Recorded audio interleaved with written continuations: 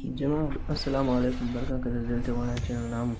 Yau za mu nuna muku darasi ta yaya za a yi ka sarrafa wayar wani naka ko waka ko kuma dai makamancin haka dai ka sarrafa ta ba tare da ya sani ba, ka rage asirinsa ko ka sa wasu cikin da yin wani aiki daban.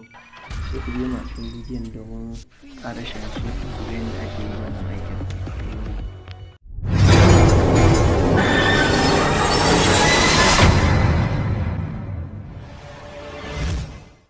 Kai tsaye sai ku shiga Play Store a wayoyinku na hannu.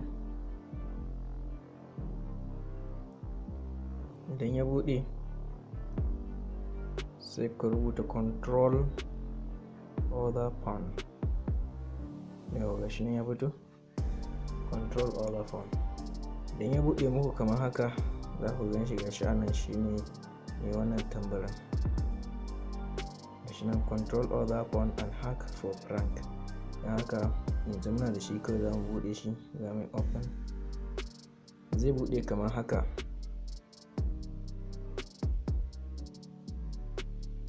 Nan kuma za a ba shi permission domin ya fara aiki. Dan haka sai ka ɗauko wayar ɗaya da za ka sarrafa da shi, shi ma sai ka buɗe ta, kamar haka. Shi ma sai ka tura mata wannan application ɗin ko ka ɗauko da shi. Gashi nan dai, gashi nan ana, amma idan ka tura ka buɗe shi akan wayarka ga hoton da zai dawo. Wannan shine zai dawo toolkit ɗin nan, gashi sunan shi. Ka ba shi permission.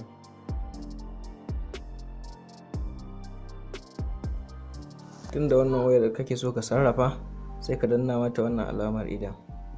Dan ka danna tana buƙatar ka bata permission, sai ka shiga. Dan haka sai ka ɗora shi gashi nan admin access. Sai ka shiga, zai kawo ka cikin setting gaba ɗaya, sai ka mai activating.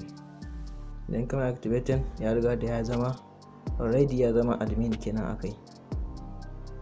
Dan haka duk lokacin da ka bata umarni za ta aikata shi cikin sauri ba da bacin lokaci ba. Na sai ka zo ka cike wannan, nan za su ce maka username, sai ka rubuta misali bari mu sa ss1234 shine username din nan. Sai mu dawo nan password kuma sai mu ce 123456 password.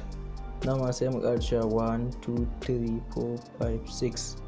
Ready password sun riga da sun gama hawa, sai kai create active. Za mu jira mu gani na ɗan wani lokaci, shikenan za ta fito daga shi nan. Yanzu haka alamun cewa za ta fara karɓar umarni kenan. Dan haka za mu gwada ajiye ta, a ɗauko kuma wanda za mu sarrafa da ita. Ta kuma wannan gashi ita ma idan ta buɗe kamar haka, tunda ita za ka yi aiki da ita wajen sarrafa wata wayar, ita kuma sai ka danna wannan alamun wayar kore nan. Idan ka danna ga hina nan ta ce ma control to this phone, sai ka danna. In ka danna zai ce maka connect username password, sai kuma connect. Dan haka username ɗin da muka sa wannan ɗaya wayar shi za mu zo mu sake sa nan.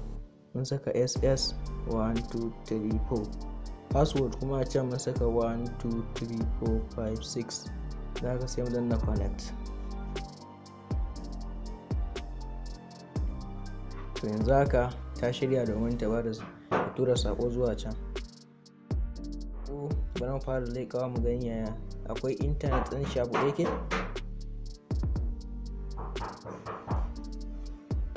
Gashi nan already ya ce network. Da haka yanzu sai kuma ka zaɓa abin da za ka ce mai. Na kuma ga yana an ce message, display message. Ta bari mu gwada rubuta sako mu gani zai je waccan wayar. Sai gashi nan mun ce masa Leakage tech. Bari mu danna mai OK. Gashi nan yana preparing, yanzu haka yana loading. A nan wayar ya ce mana sakon ya je. To wani mu duba wannan wayan ya je shi ma mu gani.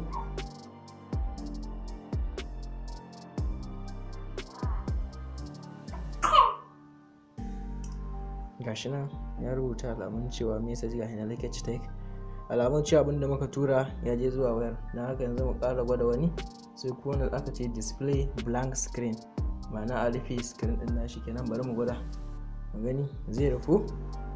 To gashi nan kuna ganin screen ya rufu.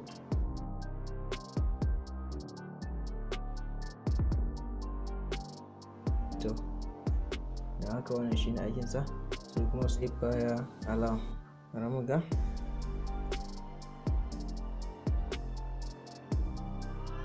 To kun ji gashi nan ta fara sauti, alamun cewa abin da aka tura mata ya je.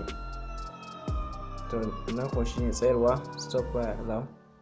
To gashi nan yanzu haka ta ɗauki, alamun an tsaye da shi kenan. Za mu tafi na biyu misali, bari mu sake duba ga lock this phone.